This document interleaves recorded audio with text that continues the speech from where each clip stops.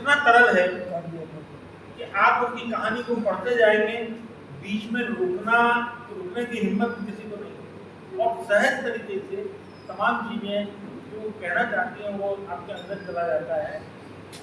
इतना ही कहकर मैं मेघना जी को यहाँ बुला रहा हूँ कि वो अपनी कहानी का पाठ यहाँ करें। मेघना जी।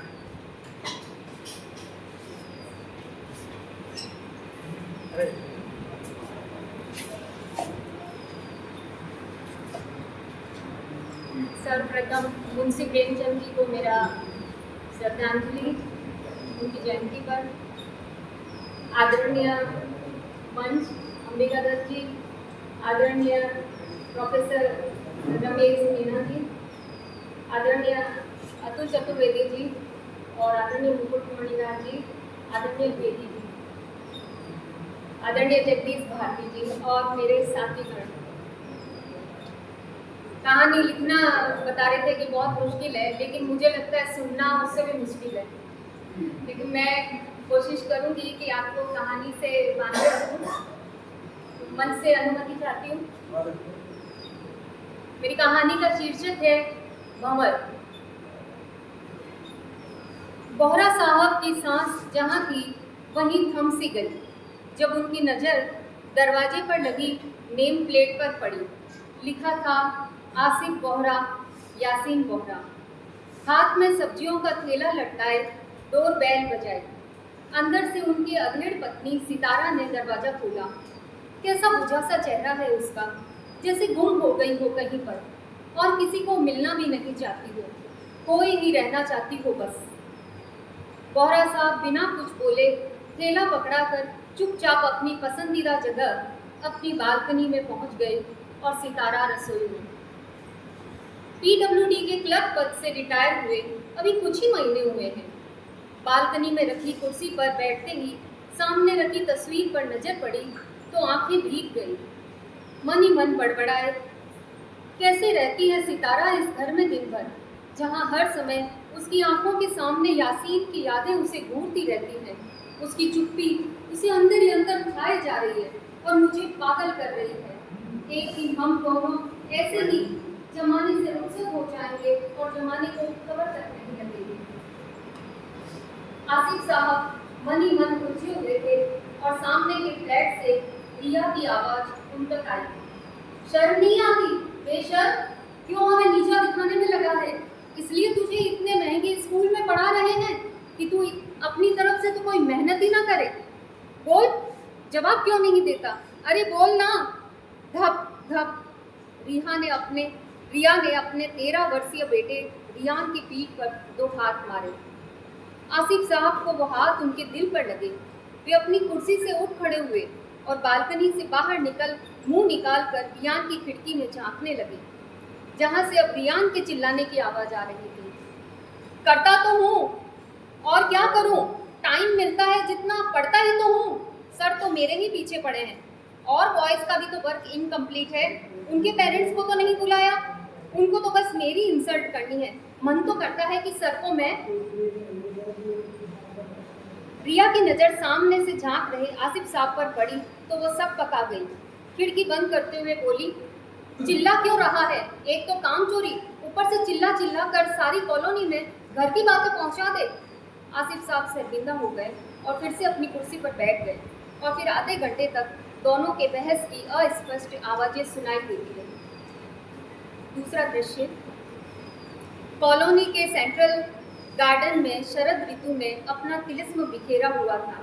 ऐसा लग रहा था जैसे पारिजात और रात रानी रात भर रोए और कॉलोनी की सड़क पर उनके आंसू खुशबू बनकर बिखर गए। गुलदाउदी की भरी पंखुड़ियों वाले फूल अपने बोझ से डालियों को उठने नहीं दे रहे थे और अपराजिता के चटक नीले फूल पतली कोमल शाखाओं के साथ आसपास सहारा ढूंढ रहे थे। इतने सारे फूल खिले थे मगर उन पर न कोई तितली न कोई भंवरा था। शाखों पर फूलों का बोझ और फूलों पर स्कूल बैग का बोझ। आसिफ साहब दूध लेकर सीढ़ियां चढ़ रहे थे और सामने से रियान स्कूल बैग लटकाए सीढ़ियां उतर रहा था। कल की घटना के बाद वह शर्म से आसिफ साहब से नज़र नहीं मिला पा रहा था और नमस्ते किए बिना ही चुपचाप वहाँ से निकल गया। आसिफ साहब भी दूध का बर्तन लिए फ्लैट पर पहुँचे तो एक बार फिर नज़र दरवाजे पर लगी नेम प्लेट पर रुक गई। उन्होंने यासीन बोहरा के नाम पर हाथ फिराया और एक लंबी सांस छोड़ी। फिर डोरबेल बजाई। सितारा ने दरवाज़ा खोला। हमेशा की तरह बिना कुछ कहे दूध का बर्तन हाथ से लेकर रसोई में जाने लगे। उससे पहले ही आसिफ साहब ने कहा, रियान को देखा? अपने यासीन जैसा ही है। ऐसे ही यासीन भी स्कूल जाता था। हाँ, और एक दिन हमेशा के लिए चला गया, कहती हुई सितारा फपक उठी। आसिफ साहब ने उसे सीने से लगाना चाहा, मगर वो रसोई में जा चुकी थी, जहाँ से अब केवल सन्नाटे की आवाज़ें आ रही थी। आसिफ साहब फिर से बालकनी की कुर्सी पर बैठ गए। हेडफोन में जगजीत सिंह की गज़ल चल रही थी और जहन में यासीन की यादें। वे गुनगुनाने लगे, चिट्ठी न कोई संदेश, जाने वो कौन सा देश जहाँ तुम चले गए। वो लगातार रियान की खिड़की को घूरे जा रहे थे। उन्हें वहाँ अपना बेटा यासीन नजर आने लगा, जो बार बार हाथ हिलाकर उन्हें बुला रहा था। डैडी, हा हा हा हा। वो दौड़ता और फिर खिड़की से नीचे बैठकर छिप जाता। फिर खिड़की से मुंह निकालकर आसिफ साहब को पुकारता, डैडू डैडू, और अगले ही पल अचानक वह खिड़की से नीचे कूद गया। आसिफ साहब ने रियान की खिड़की की तरफ हाथ बढ़ाया और दौड़ पड़े। उनके मुंह से चीख निकली, यासीन। फिर पलटकर सामने रखी यासीन की तस्वीर को सीने से लगाकर जोर जोर से बड़बड़ाने लगे, तुमने ऐसा क्यों किया? एक बार कहा तो होता। सितारा आसिफ साहब का रोना सुनकर बाहर आई और उनसे लिपटकर बेइंतहा रोने लगी। फिर यासीन की तस्वीर हाथ में लेकर कहने लगी, तुझसे कोई गुनाह नहीं हुआ था मेरे बच्चे, तू नादान था। हमने ही तुझे अकेला छोड़ दिया था इस धोखेबाज जालसाज दुनिया में। बहुत होनहार था अपना यासीन।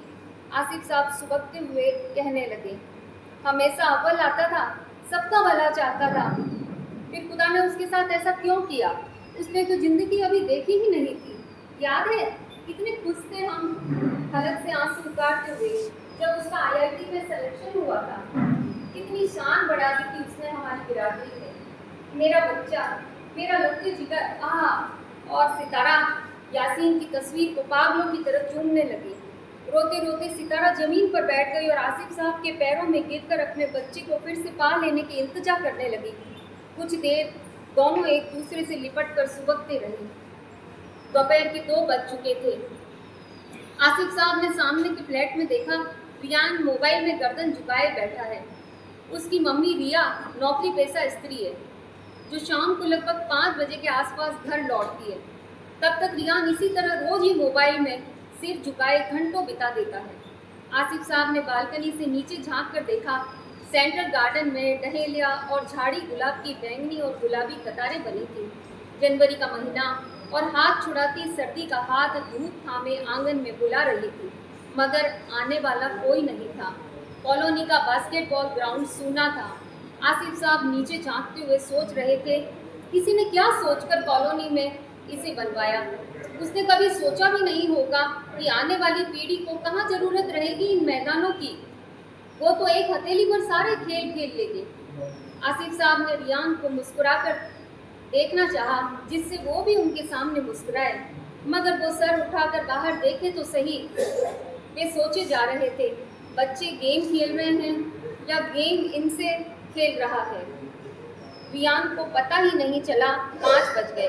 रिया घर में घुसी, तब भी रियान को पता नहीं चला। वह तो मोबाइल में पूरी तरह डूब चुका था। थोड़ी देर से रियान के पिता दफ्तर से लौट आए, परंतु आज उनके मिजाज बिगड़े हुए थे। आते ही बरस पड़े, मेरे फ़ोन से 5,000 का ट्रांजेक्शन हुआ है। व्हाट द हेल, तुम करती क्या हो? अपनी औलाद पर नज़र नहीं रखती? अगर बेटे पर कंट्रोल नहीं कर सकती हो तो नौकरी छोड़ दो। क्यों, तुम्हारा भी तो बेटा है, तुम नौकरी छोड़ दो, इसका ध्यान क्यों नहीं रखते? रिया ने पलट कर जवाब दिया, मुझसे झगड़ना बंद करो और रियान से अभी फ़ोन छीन लो। कोई ज़रूरत नहीं है उसे फ़ोन देने की। रिया ने कुछ शांत होकर कहा, ये घर में अकेला होता है, कल को कोई मुसीबत आ जाए तो किससे कहेगा? तो लैंडलाइन लगवाओ। कहाँ है उसका मोबाइल? उसी के पास है, होमवर्क करने के लिए काम में आता है। नौटंकी है सारी। रियान रियान रियान के पिता उसके कमरे में गए और रियान से फ़ोन मांगा।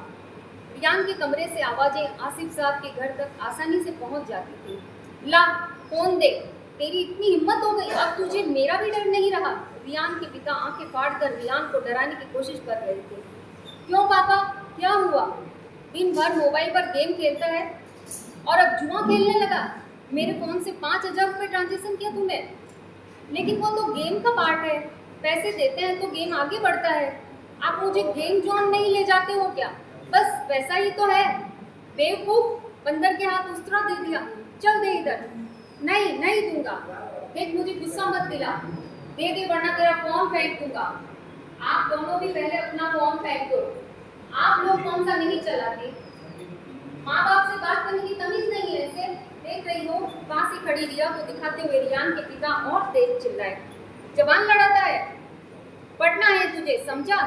नहीं पढ़ूंगा। क्या पढ़ लोगे? चलाऊंगा फोन, चलाऊंगा। दे दे मुझे फोन चलाएगा, खटा। ले अब चला तू फोन। रियान जोर से चिल्लाया, मेरा फोन तोड़ दिया। मैं आपका फोन तोड़ दूंगा, आप दोनों का फोन तोड़ दूंगा। चटा। रियान अपने गाल पर हाथ रखकर चिल्ला रहा था। एक जोर की आवाज़ के साथ कमरे का दरवाज़ा बंद हो गया, मगर रियान के रोने और चिल्लाने की आवाज़ें आती रही। बच्ची को कोई मारता है क्या? आसिफ साहब को अब तक रियान की आवाज़ें जो सुनाई दे रही थी तो वो बेचैन। कुछ देर बाद वहाँ से सन्नाटे की फिर से आवाज़ें आने लगी, वैसी ही आवाज़ें जैसे सितारा के रसोई घर में जाने के बाद आती हैं। आसिफ साहब अपने कमरे में चले गए। उन्होंने अलमारी खोली और कुछ ढूंढने लगे। कई कपड़ों की तहों के नीचे से उन्हें एक पत्र मिला। थर्राते हुए हाथों से पत्र पर हाथ फिराया और उसे खोलते हुए बुदबुदाया, यासीन मेरे बच्चे। यह पत्र उन्हें यासीन से नहीं, पुलिस से प्राप्त हुआ था, जो यासीन के कमरे में उस समय मिला जब वह अपने हॉस्टल की खिड़की से कूद गया था। डैडी, आप बहुत अच्छे डैडी हो, और अम्मी, आप बहुत अच्छी अम्मी हैं, मगर मैं अच्छा बेटा नहीं हूँ। यहाँ आकर मुझे मोबाइल पर गेम खेलने की लत लग गई है। मैं रात देर तक फ़ोन में डूबा रहता हूँ, मुझे पता ही नहीं चलता टाइम क्या हुआ। मोबाइल का गेम एक नशा है डैडी, मैं चाहकर भी उसे छोड़ नहीं सकता। मैंने कोशिश भी की, मोबाइल पास पड़ा होता है और मैं उसे हाथ नहीं लेता तो तड़प उठता हूँ। डैडी, इस नशे ने मुझे सबसे पीछे लाकर खड़ा कर दिया है। मैं सेमेस्टर में पिछड़ गया हूँ, सबसे पिछड़ गया हूँ। मुझे शर्म आने लगी है, रोज़ अपनी क्लास में भी नहीं जा रहा। रात को देर तक मोबाइल पर गेम खेलने से सुबह मेरी नींद नहीं खुलती और मेरी क्लास में अटेंडेंस भी पूरी नहीं हो पाई है। मेरे पहले सेमेस्टर की फीस बेकार हो गई। आपके भेजे हुए 70,000 रुपये मैंने मोबाइल के गेम में गंवा दिए हैं। अगले सेमेस्टर की फीस जमा करवाने का आज आखिरी दिन था। मुझे पता है आपने पैसा कितनी मेहनत से इकट्ठा किया था। अब आपके पास अगले सेमेस्टर से पहले पैसा इकट्ठा नहीं हो सकता। मैं बहुत शर्मिंदा हूँ। मैं आप लोगों को और तकलीफ देना नहीं चाहता। I am sorry daddy. आपका यासीन। आसिफ साहब की आंखों में आंसू नहीं थे, बल्कि एक खौफ था। उन्होंने तुरंत पत्र अपनी कुर्ते की जेब में रख लिया। सितारा पास ही सो रही थी, मगर आसिफ साहब को बहुत देर तक नींद नहीं आई। उन्होंने आंखें बंद की तो उनके जहन में एक लड़का दिखाई देने लगा। वह तड़प रहा था, उसकी सांस तेज चल रही थी, वह चीख रहा था, चिल्ला रहा था, घर का सामान उठा उठा कर फेंक रहा था। उसके हाथ पांव कांप रहे थे, जैसे उससे किसी ने जीवन की प्राणवायु छीन ली हो। वह क्रोध में इतना अंधा हो गया था कि अपनों का गला भी रेतने को तैयार था। फिर वह लड़का एक प्रवाह में बहने लगा और बहते बहते भंवर में जाकर फंस गया, जहाँ वह हाथ उठाकर जोर जोर से चिल्लाता है, मुझे बचा लो, इस भंवर से मुझे निकालो। और फिर वह एक खिड़की से नीचे कूद जाता है। आसिफ साहब उसका चेहरा देखते हैं तो वह और कोई नहीं, रियान था। आसिफ साहब की आंख खुलती है, वे पसीने से तर हो जाते हैं। वे अपने कुर्ते की जेब में हाथ डालते हैं और यासीन के पत्र को फाड़ देते हैं और बड़बड़ाने लगते हैं, दोबारा नहीं, दोबारा नहीं।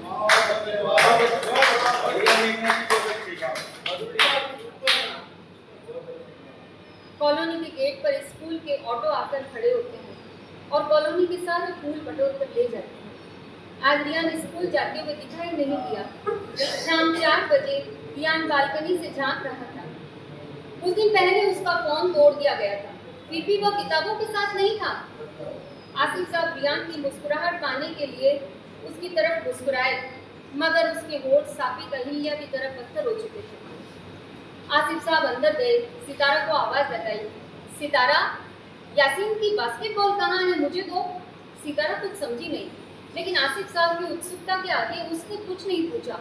सितारा के हाथ से बॉल लेते उन्होंने कहा, हमें दोबारा यासीन को मरने नहीं देना है। सितारा समझी नहीं। उन्होंने सितारा का हाथ पकड़ा और नीचे बास्केटबॉल ग्राउंड में आ गए। रियान अभी वहीं खड़ा था। आसिफ साहब ने उसे बॉल दिखाते हुए नीचे आने का इशारा किया, मगर उसने नाम में सिर हिला दिया। अब आसिफ साहब बॉल को टैप करने लगे और सितारा से उसे पकड़ने को कहा। पागल हो गए हो क्या? मैं इस उम्र में खेलूंगी? तुम्हारे यासीन की बॉल है, सोचो वह भी हमारे साथ ही खेल रहा है। कहाँ है यासीन? वह नहीं है, अभी आएगा। आसिफ साहब बास्केट की ओर दौड़ पड़े और उन्होंने बॉल बास्केट में डाल दी। फिर बच्चों जैसे चिल्लाए, ये हो लो सितारा, कॉलेज में कैसे मुझसे बॉल हाथ से लेती थी, कम टेक इट। सितारा आगे बढ़ी, मगर आसिफ साहब से बॉल नहीं ले पाई और आसिफ साहब ने एक और बास्केट ले ली। फिर जोर से चिल्लाई, ये one more, come on Sitara, take it. Sitara की नज़र रियान पर गई तो वह अभी भी वहीं खड़ा था, उन्हें खेलते हुए देख रहा था। सितारा ने उसे अंगुलियों के इशारे से नीचे बुलाया तो उसके चेहरे पर चमक आ गई और वह अगले ही पल रियान सितारा की टीम में था। अब रियान और सितारा मिलकर आसिफ साहब को घेरने लगे, मगर फिर से तीसरी बास्केट उनके नाम हो गई। रियान में अचानक बिजली सी फुर्ती आ गई और उसने बॉल अपने कब्जे में ले ली और अगली बास्केट उसकी हो गई। वह जोर से चिल्लाया, हो! आसिफ साहब जिस मुस्कुराहट को रियान के चेहरे पर देखना चाहते थे, वो आज बास्केटबॉल के ग्राउंड में उसे दे दी थी। आसिफ साहब ने रियान की ओर देखते हुए सितारा से कहा, मैंने कहा था ना यासीन आएगा। कब 5 बजे पता ही नहीं चला। रिया कॉलोनी में आई तो तीनों ग्राउंड में ही थे। उसे देखते ही रियान उससे चिपट गया, मम्मी, अरे तू नीचे क्या कर रहा है? मैंने मना किया था ना, मेरे पीछे घर से मत निकलना। फिर क्यों आया? मम्मा हम खेल रहे थे बास्केटबॉल सामने वाले अंकल आंटी के साथ। ठीक है, अब ऊपर चलो। बाय अंकल, बाय आंटी, कल फिर आना और अपने दोस्तों को भी लाना। रिया जी, रियान को खेलने भेज दिया कीजिए। रिया बिना जवाब दिए ही रियान को साथ लेकर सीढ़ियों की तरफ चली गई। आसिफ साहब और सितारा ने रियान से अलविदा कहा। लंबे समय बाद सितारा खुश थी। आसिफ साहब सितारा के पास बैठे थे। सितारा, मुझे लगता है जैसे रियान, उसके दोस्त, कॉलोनी के सारे बच्चे, समाज के सारे बच्चे एक नशे के बहाव में डूबे हुए किसी भंवर की ओर जा रहे हैं। कुछ पहले से ही उस भंवर में फंसे हुए हैं। वे हाथ उठाकर फरियाद भी नहीं कर रहे। उन्हें तो एहसास ही नहीं कि वे ऐसी जगह पहुंच रहे हैं जहां हकीकत की दुनिया खत्म हो जाती है। क्या ऐसा नहीं हो सकता? अपने ज़माने की तरह बच्चे मैदानों में खेलें, मिट्टी में लथपथ हो जाएं, पसीना टपकाएं, मैदानों में हक के लिए लड़ना सीखें, मैदानों में एक दूसरे का सहारा बनना सीखें, सच्ची जीत का आनंद लें, सच्ची जीत को जीतें। सितारा, हर बच्चे के चेहरे में मुझे यासीन नजर आता है और मैं उसे दोबारा मरने नहीं देना चाहता। हाँ, शायद यही मकसद अब हमारे जीने की वजह बन सकता है। अंतिम दृश्य दोपहर के 3 बजे थे। सर्दी का दिन चाहे जितना छोटा हो, इंतजार उसे लंबा बना रहा था।